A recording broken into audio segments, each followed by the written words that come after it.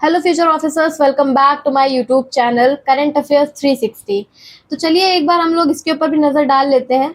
वही हमारा जो स्ट्रैटेजी पहले थी वही हमारी स्ट्रैटेजी आज भी रहेगी, जिसमें कि हम बैक टू बैक 20 क्वेश्चंस पूछेंगे और हर क्वेश्चन के बाद उसका फैक्ट और कॉन्सेप्ट भी समझाएंगे। ठीक है, जो कि इंपॉर्टेंट की पॉइंट्स और एग्जाम ओरिएंटेड कंटेंट होगा। ठीक है, अब यहाँ पे हम लोग देख रहे हैं कि हमारी एक वेबसाइट है करंट अफेयर्स 360, जिसको हम ज़रूर आपको एक बार खोल के भी दिखाएंगे कि कैसे उसमें परचेज किया जाता है। यहाँ पर मंथली करंट अफेयर्स की ई बुक जो कि सिर्फ और सिर्फ 9 रुपए में मिलती है, और सब्जेक्ट वाइज ई बुक आप बहुत सारे सब्जेक्ट्स पढ़ते हो, जैसे हिस्ट्री हो गई, पॉलिटिकल हो गया, साइंस हो गया, तो बहुत सारी सब्जेक्ट वाइज ई बुक जो है हमारी वेबसाइट पे अवेलेबल है, जो कि सिर्फ और सिर्फ 25 रुपए में है। आप किसी भी गवर्नमेंट एग्जाम की तैयारी क्यों ना कर रहे हो, यूपीएससी है, एसएससी है, बैंकिंग है, रेलवे है, किसी भी गवर्नमेंट एग्जाम की तैयारी, तो ये चैनल आपके लिए ही है। यहाँ पर हम हमेशा जो मोस्ट इम्पॉर्टेंट करंट अफेयर्स है उनके बारे में ही बताते हैं, और ये वीडियो रोज सुबह 8 बजे आपको मिल जाएगी। ठीक है, तो चलिए स्टार्ट करते हैं हम लोग पहले क्वेश्चन पे। Question number 1, India observed which national day on 14 July 2026, marking 3 years since the launch of a scheme for mechanized sanitation work? You have 4 options. समझो क्वेश्चन को, उसके बाद उसका आंसर करो। आपके पास 5 सेकंड का वक्त है, टाइम है।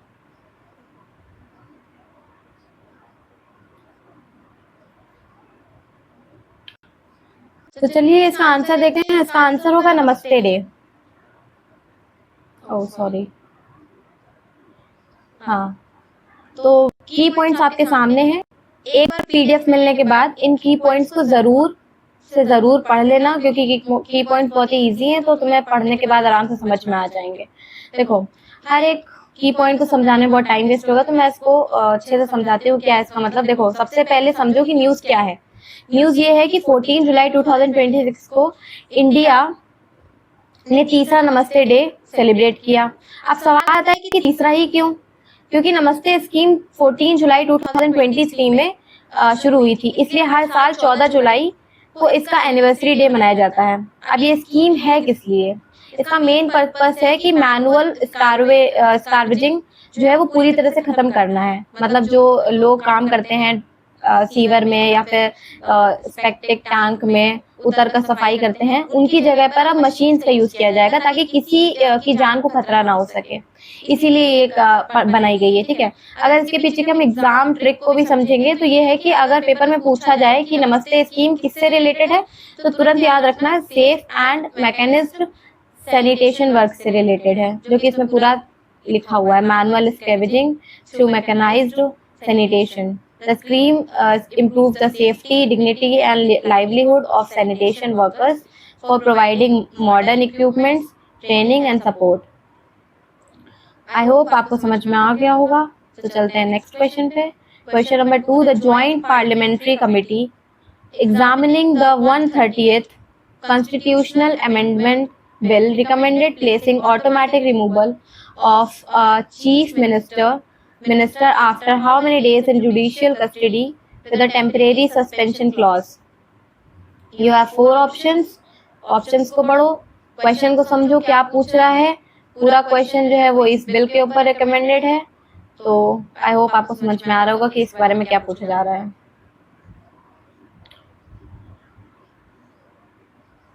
The answer is 30 days.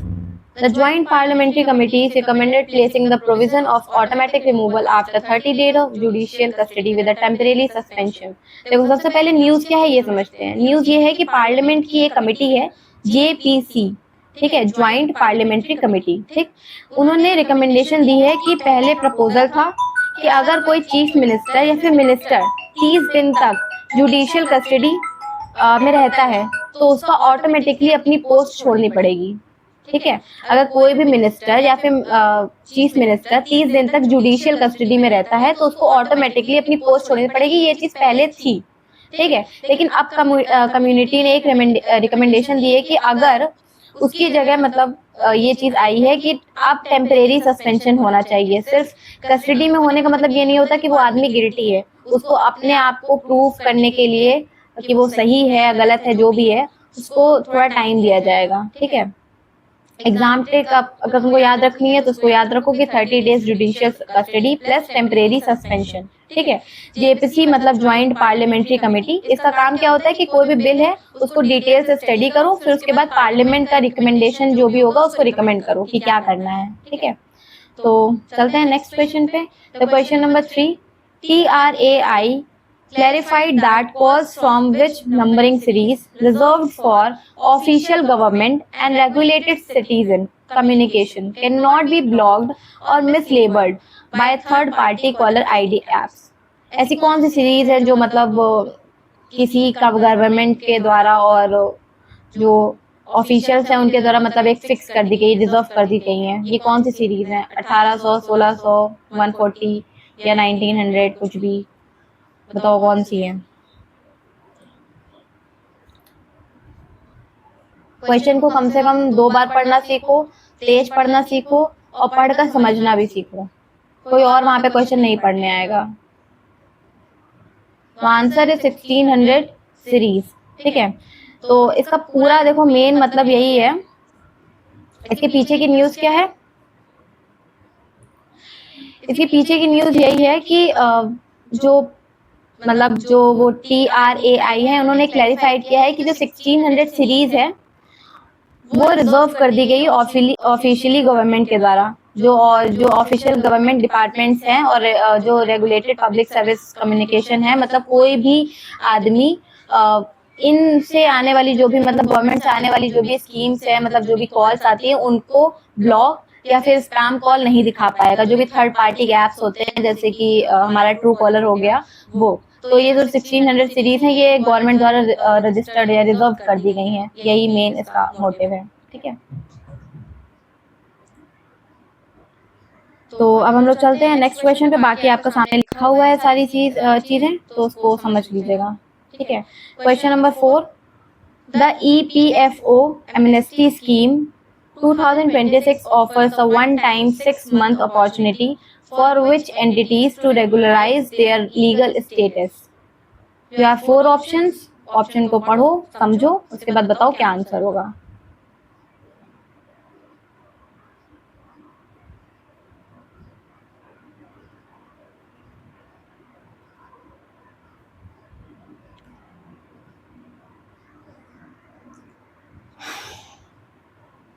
इसका आंसर है एक्सपेंडेड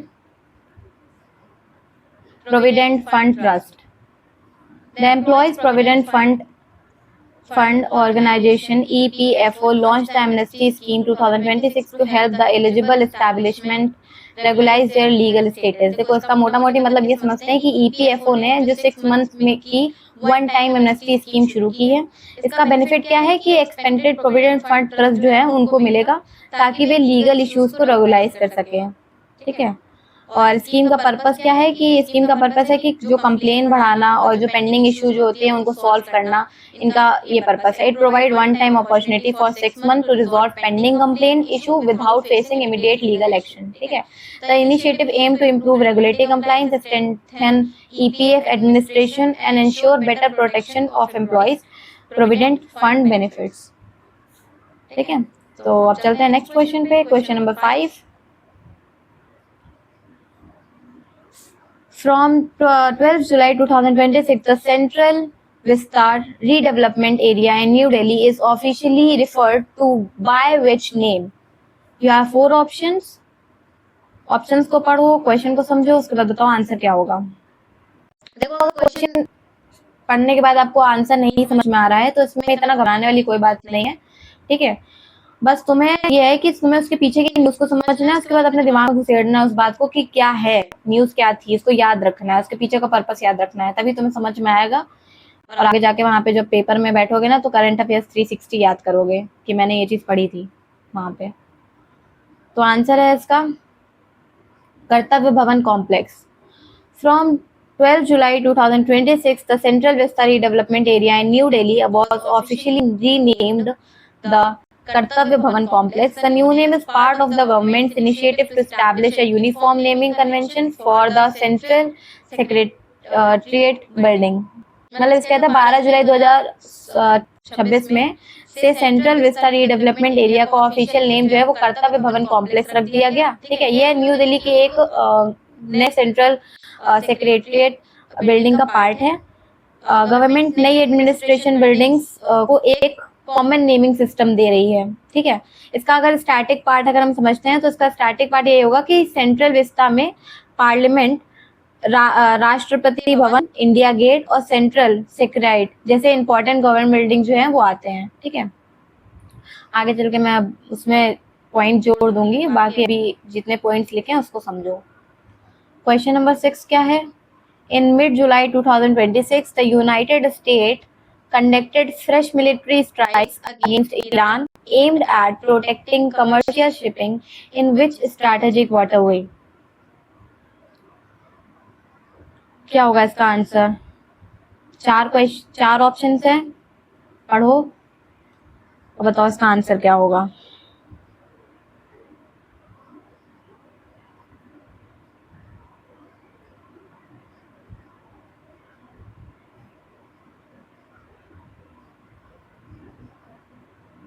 इसका आंसर है स्ट्रेट ऑफ हार्मोज। मुझे लगता है कि इसके बारे में तो बहुत ज्यादा आप लोगों को पता होगा कि ये क्या है।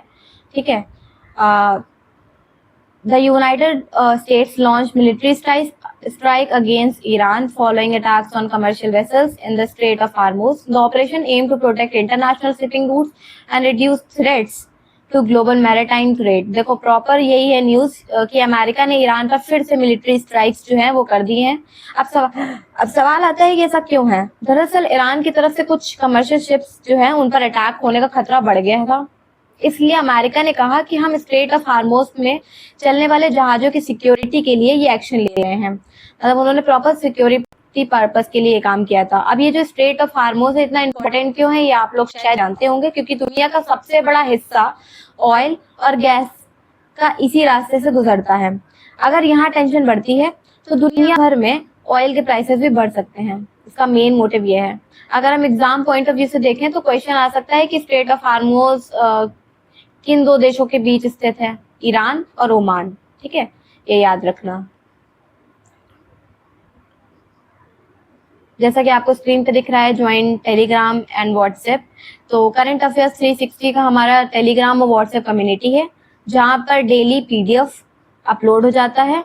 आपके पास अगर पीडीएफ रहेगा तो आपको रिवाइज करने में भी दिक्कत नहीं होगी। वहां पे देखो daily current affairs live notification आती है, क्लास की नोटिफिकेशन आएगी जैसे ही कोई क्लास होगी, करंट अफेयर्स के पीडीएफ, पोल और क्विजेस अगर आपको अपनी प्रैक्टिस करनी है, जो आपने पढ़ा है उसको अगर आपको रिवाइज करते रहना है थ्रू क्विजेस, तो वहाँ पे पोल और क्विजेस भी आते हैं, क्वेश्चंस जो कि इसी से रिलेटेड होते हैं जो आप पढ़ते हैं, तो वहाँ पे जरूर जाइए और क्विज जरूर दीजिए। ये आपके लिए फायदेमंद, फ्री का है और फ्री की कोई भी चीज नहीं छोड़नी चाहिए। डेली करंट अफेयर्स के ब्लॉग आते हैं जिन्हें रीड करके आप न्यूज को ग्रैब कर सकते हैं। सिर्फ और सिर्फ करंट अफेयर्स पढ़ने से ही काम नहीं चलेगा, ब्लॉग्स को भी महत्व दो और पढ़ो। ठीक है, नेक्स्ट चलते हैं हम लोग। Question number 7, India declared one day national mourning in July 2026 following the death at age 74 of which leader? बताइए क्या इसका आंसर होगा। One day national mourning in July 2026 following the death at age 74 on which leader? 4 options, आराम से सोचो। नहीं आता है तो थोड़ी देर के लिए वेट करो, मैं बताऊंगी इसका आंसर क्या है और उसके पीछे की गाथा भी बताती हूँ, तो एक बार जाके इसको पढ़ लिया करो। ये पीडीएफ आपको मिल जाएगा डिस्क्रिप्शन में भी, तो इस पीडीएफ को खोलकर एक बार दोबारा से रिवाइज कर लेना और ट्राई करना कि अपने आप से आंसर्स को पढ़कर। ठीक है, और जब ना समझ में आए तो उसके पीछे की न्यूज पढ़ना, रीड करना, की पॉइंट्स दे रखे हैं। The answer is the former emir of Qatar. ठीक है, India observed one day national mourning following the death of Sheikh Hamad bin Khalifa Al Thani, the former emir of Qatar, at the age of 74. Prime Minister Narendra Modi expressed condolences and paid tribute to the former Qatari leader for his contribution to strengthening bilateral relations. तो मतलब क्या है इसमें, India ने एक दिन का national morning declare किया। अब सवाल है कि किसके लिए? ये कतर के फॉर्मर एमिर शेख हमद बिन खलीफा अल थानी के निधन पर किया गया था। भारत और कतर के अच्छे डिप्लोमेटिक रिलेशंस हैं, इसलिए सम्मान के रूप में भारत सरकार ने एक दिन का राष्ट्रीय जो शोक होता है वो घोषित किया था। देखो इसमें लिखा भी है, कटर लीडर के उनपे मतलब जो शोक है वो मनाया गया, ठीक है, मॉर्निंग, इसीलिए during national day world morning दिवस जो है वो मनाया गया है, ठीक है। एग्जाम पॉइंट ऑफ व्यू से अगर क्वेश्चन आ सकता है कि नेशनल मॉर्निंग किस विदेशी नेता के निधन पर घोषित किया गया था, फॉर्मर एमिर ऑफ कतर, ठीक है। अगर इसका हम स्टार्टिंग पॉइंट ले तो कतर की जो कैपिटल है वो क्या है, दोहा, और करेंसी क्या है, कटारी रियाल, ठीक है। करेंसी और जो कैपिटल होती है वो जरूर याद कर लिया करो, एग्जाम पॉइंट ऑफ व्यू से काफी इंपॉर्टेंट होती है, ठीक है। कतर की जो कैपिटल है वो दोहा है और करेंसी क्या है, कटारी रियाल, ठीक है। Question number 8, in July 2026 the US, UK and 12 other nations reaffirmed which ruling while jointly rejecting China's expensive claims in the South China Sea? You have 4 options. पढ़ो क्वेश्चन को कम से कम 2 बार पढ़ा करो, जैसे 2 बार पढ़ने की जरूरत नहीं पड़नी चाहिए, एक बार में ही समझ में आ जाना, पर अभी ठीक है, 2 बार पढ़ो समझो उसके बाद आंसर दो। आपके पास वहां पे ज्यादा टाइम नहीं होगा इसलिए मैं कम टाइम दे रही हूँ।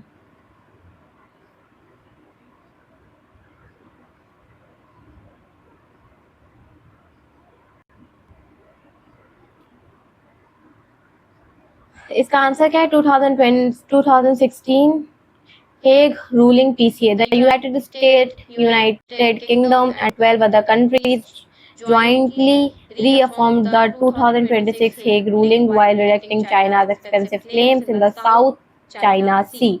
The Permanent Court of Arbitration (PCA) ruled in 2016 that China's 9-9 claims have no legal basis under international law. देखो बच्चों ये है इसका मतलब, न्यूज ये है कि अमेरिका, ब्रिटेन और 12 दूसरे देशों ने चाइना के साउथ एशिया चाइना सी वाले दावे को फिर से रिजेक्ट कर दिया, ठीक है। ऐसा क्यों हुआ, चाइना काफी समय से साउथ चाइना सी के बड़े हिस्से पर अपना दावा करता है, लेकिन जो 2016 है उसमें परमानेंट कोर्ट ऑफ आर्बिट्रेशन मतलब पीसीए जिसमें लिखा हुआ है परमानेंट कोर्ट ऑफ आर्बिट्रेशन, उन्होंने क्या किया कि कहा था कि चाइना को ये दावा जो है वो वैलिड नहीं है, उन्होंने जो भी दावा किया वो वैलिड नहीं है। अब 2026 में कई देशों ने फिर से उसी फैसले का सपोर्ट किया। अगर इसको हम एग्जाम पॉइंट ऑफ व्यू से देखें तो इसका एग्जाम पॉइंट ऑफ व्यू ये हो सकता है, क्वेश्चन आ सकता है कि चाइना के दावे को किस कोर्ट ने खारिज किया, तो कोर्ट कौन सा था, permanent court of arbitration PCA, जो रूल कर रहे थे 2026 that China's 9-9 claims the no legal basis under international law, ठीक है। बाकी ये सारा लिखा हुआ है, इसको पढ़ना, नजर डालना एक बार। Question number 9, during prime minister Narendra मोदी's July 2026 visit to New Zealand, India and New Zealand elevated bilateral ties to a strategic partnership and signed how many agreements under the roadmap to 2026? कितने एग्रीमेंट साइन किए थे, इसके बारे में बात हो रही है, बताइए कितने एग्रीमेंट साइन किए थे।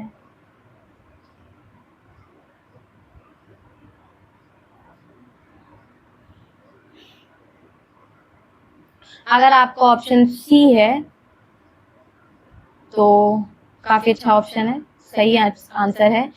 इसका आंसर है 10 agreements. During Prime Minister Narendra Modi's official visit to New Zealand, the two countries elevated their relationship to the strategic partnership. देखो मोटा मोटी मतलब ये है, न्यूज ये है कि पीएम मोदी के न्यूजीलैंड दौरे के दौरान, ठीक है, दोनों देशों ने अपने रिश्तों को और मजबूत बनाया, ठीक है। रिलेशनशिप के बारे में बात हो रही है, स्ट्रैटेजिक पार्टनरशिप के बारे में। अब इसमें खास बात यह है कि इंडिया और न्यूजीलैंड ने अपने रिलेशन को स्ट्रैटेजिक पार्टनरशिप का दर्जा दिया और 2030 रोड मैप के तहत 10 एग्रीमेंट्स को साइन किया। The agreement focus on strengthening cooperation in trade, defence, maritime security, education and technology, ठीक है। इन सारी चीजों पर फोकस किया गया था, trade, defence, maritime security, education and technology. The road map of 2030 aims to deepen bilateral ties, ठीक है, expansion, collaboration in areas of mutual strategic and economic interest, ठीक है।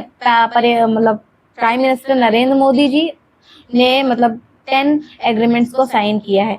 किन किन के बीच में हुआ है, पीएम मोदी और न्यूजीलैंड दोनों देशों के बीच में मतलब काम हुआ है, इंडिया और न्यूजीलैंड के बीच में, पीएम मोदी के बीच में नहीं, इंडिया और न्यूजीलैंड के बीच में, ठीक है। ये देखो, India New Zealand strategic partnership road map to 2030। The main goal is this. Question number 10.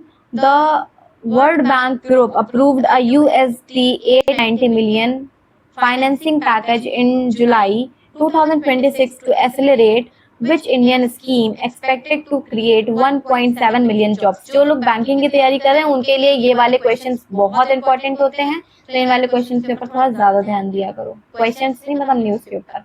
ठीक है, तो बताओ इसका आंसर क्या होगा.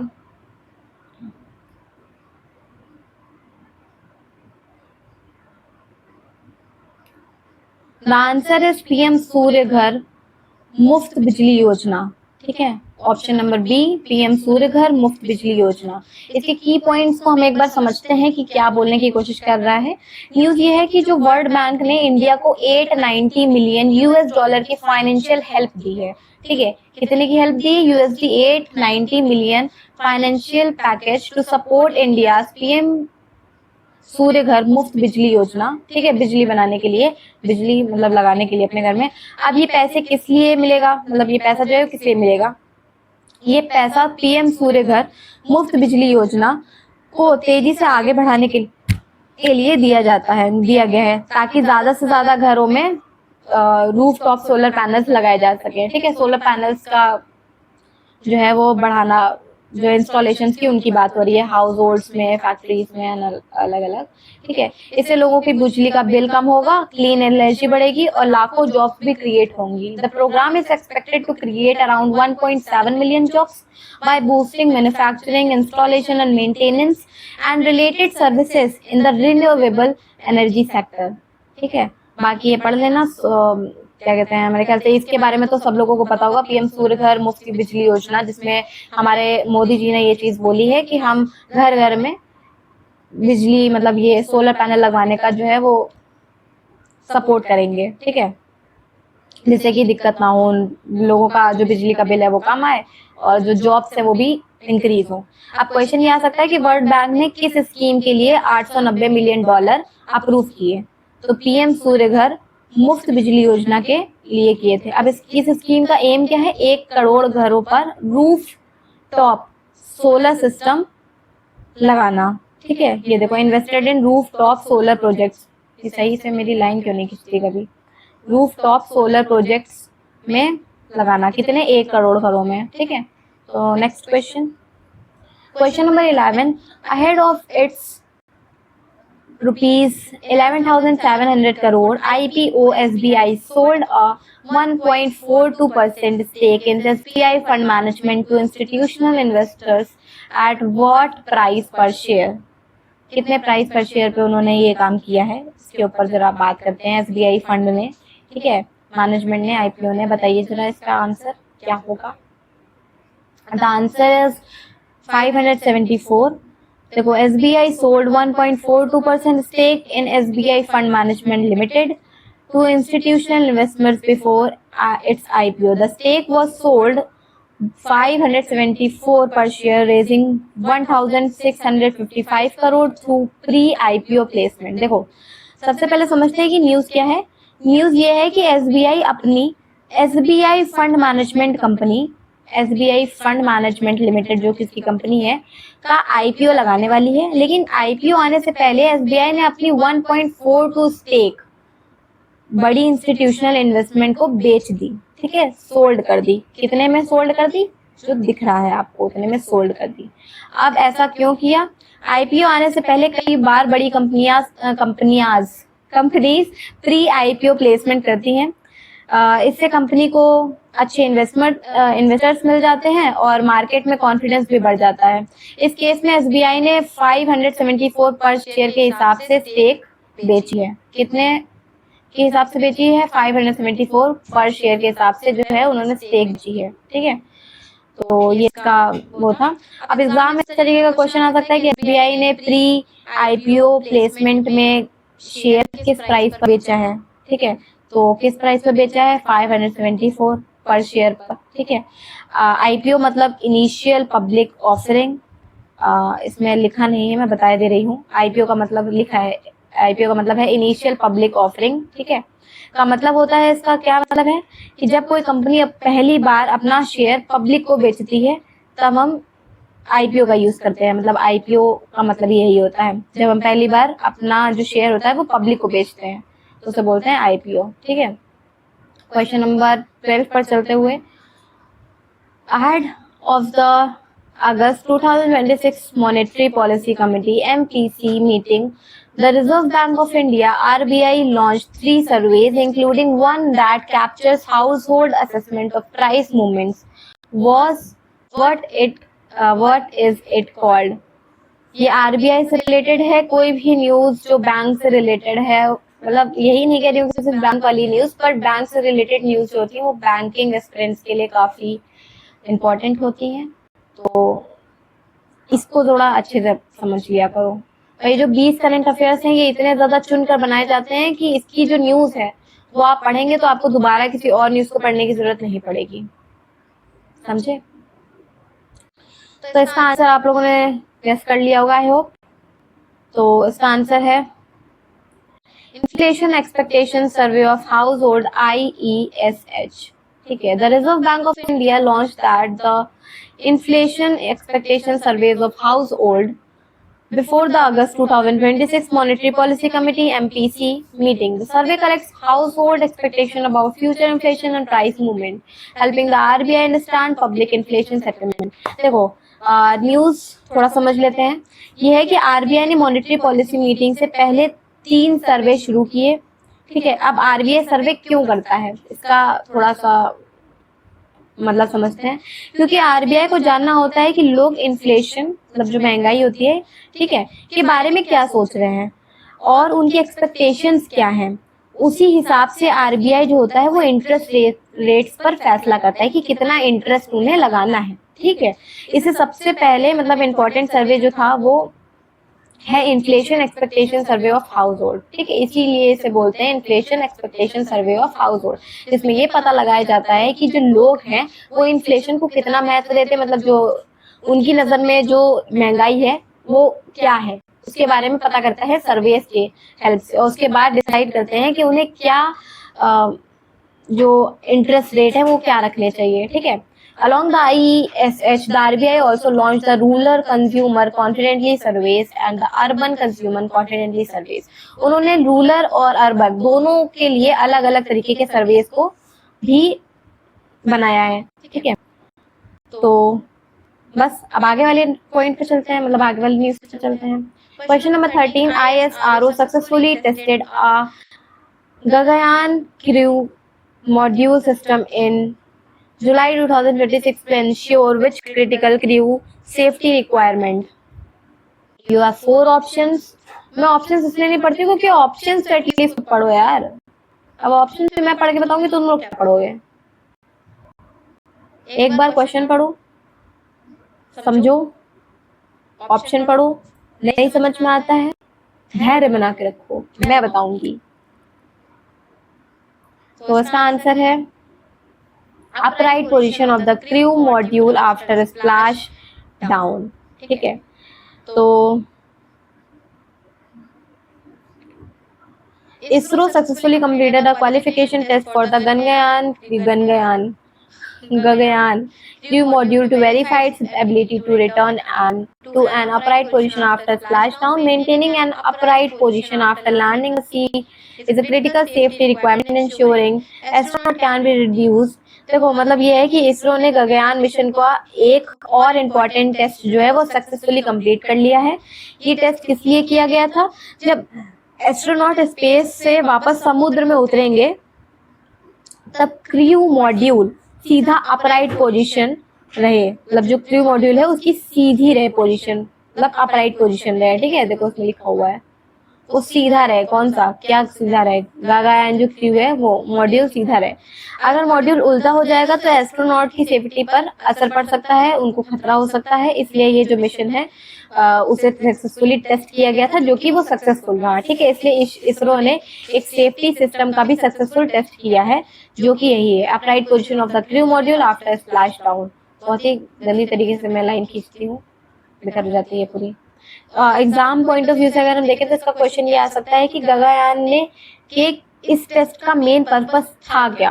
देखो मेन पर्पस मैंने अभी आप लोगों को बताया कि अगर हम इसको ना करके देखते, मतलब स्लाइड डाउन के बाद जो क्रू मॉड्यूल है वो अपराइट रहता है तो ज़्यादा सही है। अगर ना रहता तो जो वो है एस्ट्रोनॉट, उनकी सेफ्टी पर असर पड़ जाता, उन्हें दिक्कत होती। इस वजह से इसको इस टेस्ट को किया गया है, ठीक है, जो कि सक्सेसफुली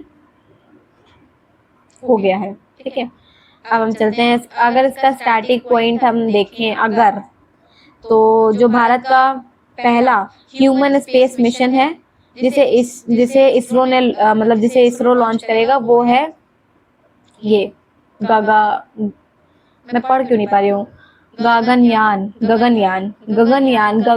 मैं क्यों पढ़ रही हूँ उसे, गगनयान है, क्या हो जाता है मुझे कभी कभार, गगनयान क्रू मॉड्यूल, ठीक है। तो गगनयान इसका जो भारत का सबसे पहला ह्यूमन स्पेस मिशन जो है जिसे इसरो लॉन्च करेगा वो है, ठीक है। अगर स्टैटिक पार्ट सब देखें, this is the test part is India's mission who aimed into space using an indigenous human space flight.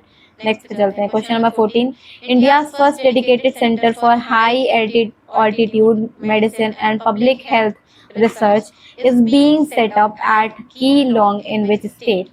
India's first dedicated center for high altitude medicine and public health research is being set up at Keelong in which state? किस state में किया गया? एक भी चीज मैं सही नहीं बना पाती हूँ, बहुत ही गंदा था ये, बता देते हैं। बताओ जल्दी से किस स्टेट में किया गया था।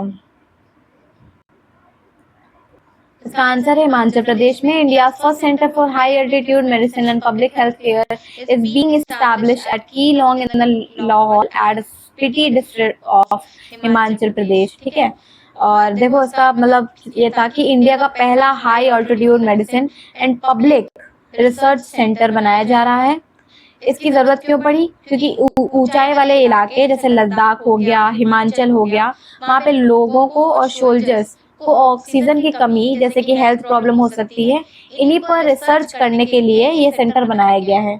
बहुत सारे लोग, मैंने बताया जैसे कि तुमको, जो आर्मी फोर्सेस होती है, जो सोल्जर्स होते हैं, हमारे लोग होते हैं, उनको अगर ऑक्सीजन की कोई कमी हो रही, हेल्थ प्रॉब्लम्स हो रहे हैं, ठीक है, तो इमरजेंसी मेडिसिन के लिए, पब्लिक हेल्थ चैलेंजेस के फेस करने के लिए, लाइवलीहुड कोई दिक्कत ना हो माउंटेन्स में, इस चक्कर में इसका वो किया गया है, इसको बनाया गया है, ठीक है। कहाँ बनाया गया है? हिमाचल में, स्पीति डिस्ट्रिक्ट ऑफ हिमाचल प्रदेश। क्या बनाया गया है? Indian Council of Medical Research ICMR to conduct and research on health issues related to high altitude regions, ठीक है, ऊंचाई वाले इलाकों पर। यह सेंटर कीलोंग, लाहौल स्पीति, हिमाचल प्रदेश में बनेगा, ठीक है। देखो ICMR Indian Council of Medical Research द्वारा स्थापित किया गया है ये सेंटर। तो यह एक की पॉइंट हो सकता है आपका, क्या पता इसी से घुमा फिरा के क्वेश्चन आ जाए। मैं आपको इतने सारे की पॉइंट्स इसलिए लिख के दे रही हूँ जिससे कि आप इसको पढ़िए, इस न्यूज को थोड़ा गहराई से समझिए, उसके बाद जब अगर वहां पे क्वेश्चन घुमा कर भी आएगा ना तो आपको आंसर सब पता होगा, ठीक है। जब आप पेपर में बैठेंगे ना तो आपको एक करंट अफेयर्स 360 जरूर याद आएगा कि आपने वहां पे पढ़ा था, बस थोड़ा पढ़ लेना दिल लगा के। क्वेश्चन नंबर 15 पे चलते हैं। China achieved it's first controlled recovery of a reusable rocket booster following the मैडन launch of which career rocket? You have 4 options, select करो, बताओ क्या आंसर होगा, ठीक है।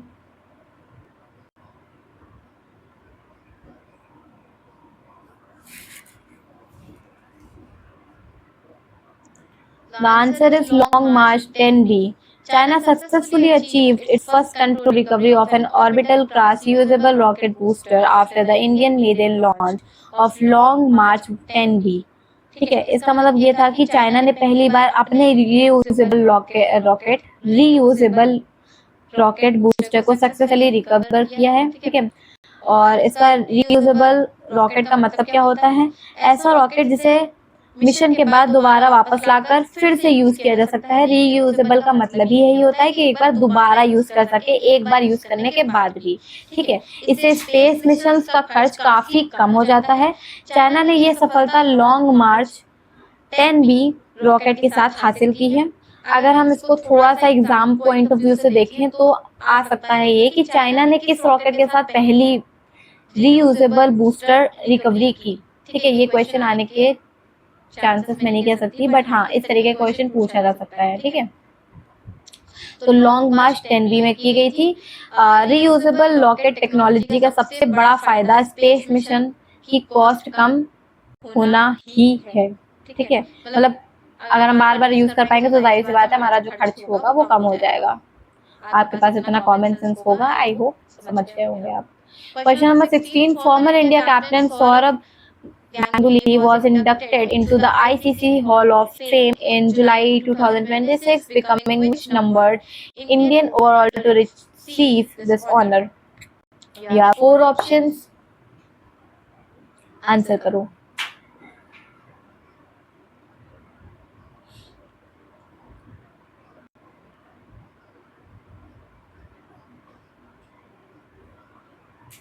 एट्थ, 10th, 12th, 15th क्या होगा? 12th इसका आंसर है, answer C 12th. Key point, former Indian captain Saurav Ganguly was inducted the ICC Hall of Fame during the ICC Annual Conference 2026. He became 12th Indian overall and the 10th Indian male cricketer to receive this prestigious honor. मतलब ये था कि सबसे पहले मतलब देखते हैं कि क्या न्यूज़ है इसका। ठीक है, न्यूज़ ये है कि former Indian captain Sourav Ganguly को आईसीसी हॉल ऑफ फेम में शामिल किया गया है। अब आईसीसी हॉल ऑफ फेम क्या होता है इसके बारे में हम समझेंगे। ये आईसीसी का बहुत बड़ा सम्मान है जो उन खिलाड़ियों को दिया जाता है जिन्होंने क्रिकेट में लंबे समय तक शानदार योगदान दिया है, जिन्होंने अपना काफी अच्छा मतलब अपना 100% दिया है क्रिकेट में, उन्हें ये ऑनर प्रदान किया जाता था। आईसीसी हॉल ऑफ फेम जिसे बोलते हैं, फेम मतलब होता है सम्मान, honour cricketers who have made exceptional and lasting contribution to the game at the international level. ठीक है, ये उनको दिया जाता है, आईसीसी का सबसे बड़ा सम्मान है। ठीक है, जो उन खिलाड़ियों को दिया जाता है मतलब उन क्रिकेटर्स को दिया जाता है जिन्होंने काफी अच्छा योगदान दिया है। तो ये किनको मिला है? सौरव गांगुली को। इस सम्मान के साथ सौरव गांगुली 12वें भारतीय बन गए हैं जिन्हें आईसीसी हॉल ऑफ फेम मिला है। ठीक है, देखो कितने बन गए, 12th पोजीशन पे है ये, मतलब 12वें बन गए हैं ये। ठीक है, he became 12th Indian overall and 10th Indian male cricketer, और ये 10th इंडियन मेल क्रिकेटर भी बने हैं। ठीक है, इंडिया में तो इन्होंने 12th पोजीशन पे आए हैं, पर ये मेल क्रिकेटर में 10th पोजीशन पे आए हैं जिन्होंने इस प्रेस्टिजियस मतलब एक अच्छे और एक मतलब याद नहीं आ रहा मुझे नाम, है ना, तो प्रेस्टिजियस ऑनर मतलब इन्हें मिला है, काफी अच्छा सम्मान मिला है। ठीक है, जो भी बहुत कम लोगों को मिलता है। ठीक है, अब एग्जाम में इसका क्वेश्चन कैसा आता है, सौरव गांगुली भारत के कौन से खिलाड़ी बने जिन्होंने आईसीसी हॉल में फेम मिला, जिन्हें आईसीसी हॉल में फेम मिला। ठीक है, तो 12th इंडियन बने। और अगर ये पूछा जाए कि मेल क्रिकेटर कौन है, कितने में मतलब बने, तो 10th इंडियन मेल क्रिकेटर बने। ठीक है, कौन से खिलाड़ी बने जिन्होंने कौन से मेल खिलाड़ी बने जो क्रिकेटर बने जिन्होंने आईसीसी हॉल ऑफ फेम मिला, जिनको आईसीसी हॉल ऑफ फेम मिला, तो वो 10th इंडियन मेल मिले। अब मैंने दोनों बता दिया है इसमें, 12th और 10th, तो दोनों को देख लेना। ठीक है, तो आईसीसी का फुल फॉर्म आई हो आपको पता ही होगा, इंटरनेशनल क्रिकेट काउंसिल। इसका हेडक्वार्टर कहाँ पे है? दुबई, यूएई में। इसे भी याद कर लो, यहाँ पे लिखा नहीं है बट समझ लेना कहाँ पे है, अरे मैं नहीं लिख पाऊंगी इससे, यूएई में। ठीक है, दुबई में। हेडक्वार्टर कहाँ पे? हेडक्वार्टर्स बहुत इंपॉर्टेंट होते हैं, हर एक के हेडक्वार्टर्स को जरूर याद कर लिया करो। ठीक है, नेक्स्ट क्वेश्चन, क्वेश्चन नंबर 17। थोड़ा सा और धैर्य बना के रखो, 3 क्वेश्चन बचे हैं बस। Jannik Sinner defeated Alexander Zverev to retain his Wimbledon title in July 2026. This was his how manyth Grand Slam title overall? Third, fourth, fifth, sixth. You have 4 options. समझो, बताओ।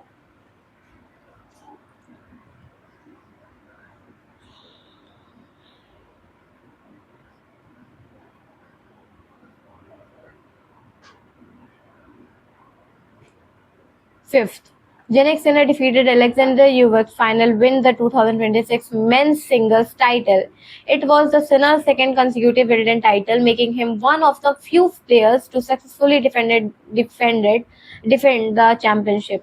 देखो मेन ये था कि जेनिक सिनर ने Wimbledon 2026 का men's singles, ये देखो लिखा हुआ है, मेंस सिंगल्स टाइटल जो है वो जीत लिया है। इसमें खास बात क्या है, जीत लिया है, उन्होंने फाइनल के अलेक्जेंडर ज्यूरेव,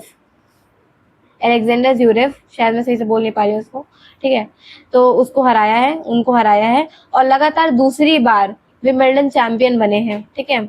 इसके साथ ही यह उनके कैरियर का 5वां ग्रैंड स्लैम टाइटल भी बना, जिसे हमने यहाँ पे आंसर के रूप में, आप क्वेश्चन के रूप में पूछा था आपसे, ठीक है। करियर का 5वां ग्रैंड स्लैम टाइटल भी बना, देखो लिखा हुआ है, the victory marked as the 5th grand slam singles title further established him among the world's top tennis player, ठीक है। और ये तो पता ही चल गया कि हराया। अब क्वेश्चन ये आ सकता है कि जेनिक सिनर ये कौन सा ग्रैंड स्लैम टाइटल था, तो 5th ग्रैंड टाइटल था, ठीक है। और अगर उन ये, हाँ यही पूछा मैंने, ठीक है। विंबलडन दुनिया का सबसे पुराना टेनिस ग्रैंड स्लैम है, याद रखो क्या है, विंबलडन, ये कहाँ गया, ये विंबलडन जो है वो दुनिया का सबसे ज़्यादा, ये मैं मार्क कर दूं रेड से, है ना, ये दुनिया का सबसे पुराना टेनिस ग्रैंड स्लैम है और यह लंदन मतलब इंग्लैंड में खोला जाता है। ये ग्रास कोर्ट पर आयोजित किया जाता है। ये सारी चीज़ें इसमें लिखी नहीं है पर मैं बोल रही हूँ, तो एक कॉपी पेन लेके बैठा करो और लिख लिया करो थोड़ा, ठीक है, या फिर नोट्स में लिख लिया करो। फोन भी तो होता है, पर सॉरी फोन में तो तुम लोग देख रहे होगे, नहीं बहुत लोग लैपटॉप में भी देखते हैं। सो चलते हैं न्यू क्वेश्चन पे। याद रखना विंबलडन क्या सबसे पुराना टेनिस ग्रैंड स्लैम है और ये कहाँ पे है, लंदन में है, ठीक है, इंग्लैंड में खेला जाता है और ये ग्रास कोर्ट पर आयोजित किया जाता है, ठीक है। Question number 18, as per the 4th rhino census conducted in June 2026, the rhino population in Dudhwa tiger reserve Uttar Pradesh has risen to how many, कितने टाइगर बढ़ गए बताइए। As a 4 rhinos are connected in the, चलो इसका आंसर देखते हैं क्या।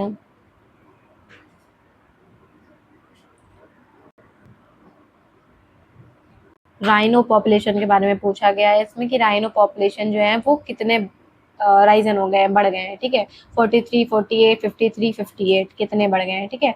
4th rhino census conducted in 2026, the rhino population in Dudhwa Tiger Reserve, Uttar Pradesh has risen to how many? Answer 53. The 4th rhino census recorded 53 rhinos in Dudhwa Tiger Reserve, reflecting a steady increase in the population. The census was conducted between 25 to 27 June 2026 to assess the status and distribution of rhinos in the reserve. देखो उत्तर प्रदेश के दूधवा tiger reserve में rhino की संख्या जो है वो 53 बढ़ गई है, ये कोई अच्छी चीज़ नहीं है। अब ये न्यूज़ क्यों इम्पोर्टेंट है, सरकार हर कुछ साल में राइनो सेंसस कराती है ताकि पता चले कि संरक्षण मतलब जो कंजर्वेशंस है उनका कितना फ़ायदा हुआ है। इस बार सेंसस ने राइनो की संख्या बढ़कर 53 हो गई है, जो अच्छी बात है, जो अच्छी बात है। The increase in rhino numbers highlights the success of wildlife conservation, habitat protection, and anti-poaching measures in the reserve.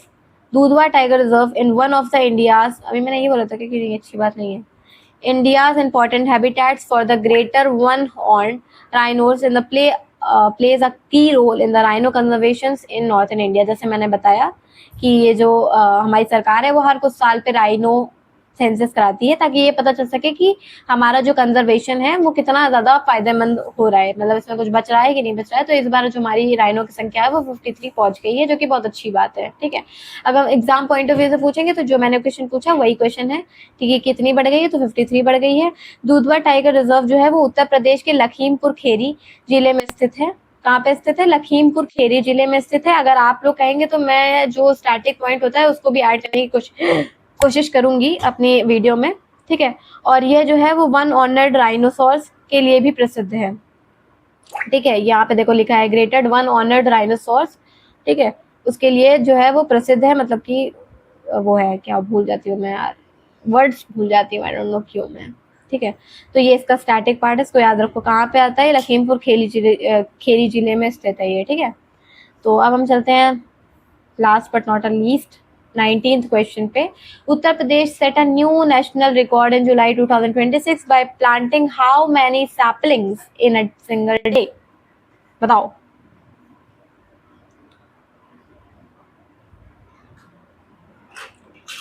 25, 35, 30, 40, कितने करोड़ जो हैं वो छोटे से पेड़ लगाए गए हैं उत्तर प्रदेश में और रिकॉर्ड तोड़ा गया है? ठीक है, रिकॉर्ड तोड़ा गया है, बनाया गया है। तोड़ा गया पे क्यों आ रही हूँ मैं हर चीज पे? रिकॉर्ड बनाया गया है। ठीक है, बताओ। 35 करोड़। तो Uttar Pradesh created a national record, उन्होंने क्रिएट किया है, बनाया है national record by planting more than 35 crore saplings in single day.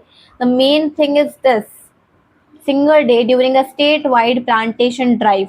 अब ये था कि उत्तर प्रदेश ने एक ही दिन में 35 करोड़ पौधे लगाकर नेशनल रिकॉर्ड बना दिया। ठीक है, अब सरकार ऐसा क्यों कर रही है? इसका उद्देश्य है ग्रीन कवर, मतलब ग्रीन कवर बढ़ाना, एनवायरनमेंट को बेहतर बनाना और क्लाइमेट चेंज करना। आप लोग भी इस चीज को अच्छे से दिमाग में लगाइए कि एक पौधा हर बार अपने नाम से जरूर लगा दिया करिए, एटलीस्ट अपने बर्थडे पर ही सही, पर ट्राई किया करिए कि हर महीने या फिर हर साल में 2 बार 3 बार पौधे जरूर लगाओ, क्योंकि आसपास जितने पौधे होंगे उतना ही हमारा वातावरण अच्छा होगा। ठीक है, तो यही हमारी न्यूज थी, जिसमें एक दिन में हमारे उत्तर प्रदेश में एक दिन में 35 करोड़ पौधे लगाकर नेशनल रिकॉर्ड बनाया गया है। ठीक है, और इसका जो मेन मोटिव था वो भी मैंने बता दिया। देखो, increase forest cover, restore ecological balance and promote environmental conversation.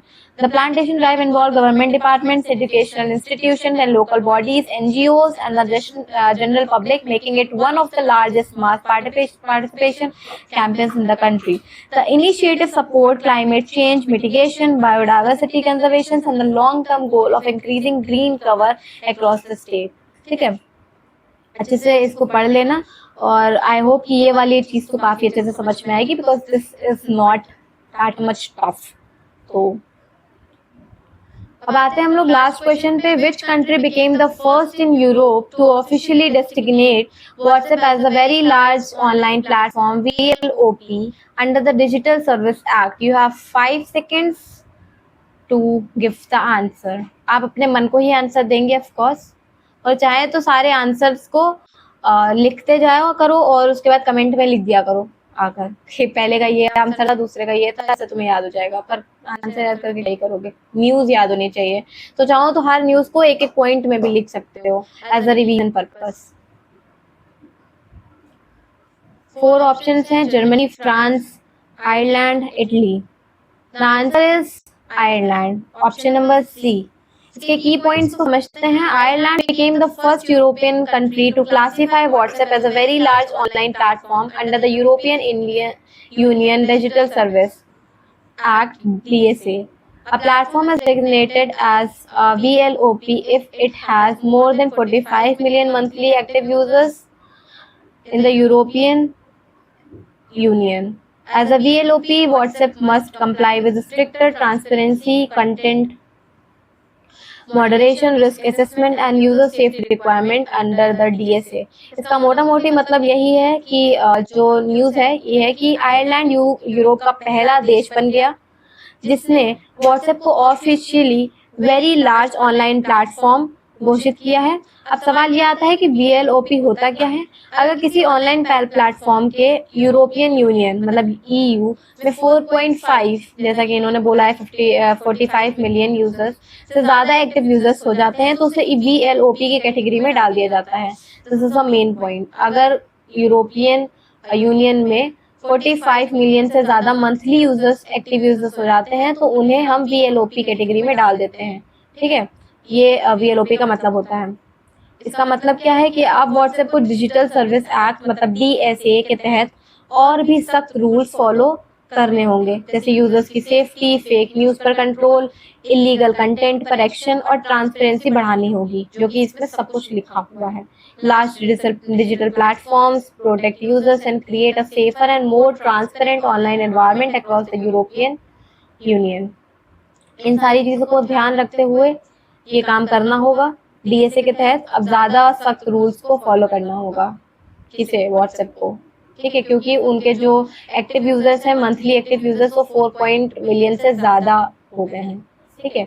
अगर हम एग्जाम पॉइंट ऑफ व्यू से पूछें तो यूरोप का पहला देश कौन सा है जिसने व्हाट्सएप को VLOP घोषित किया? तो आयरलैंड, जो कि मैंने क्वेश्चन में ही पूछा था। VLOP किस लॉ के तहत घोषित किया गया? तो DSA मतलब डिजिटल सर्विस एक्ट, ये, ठीक है।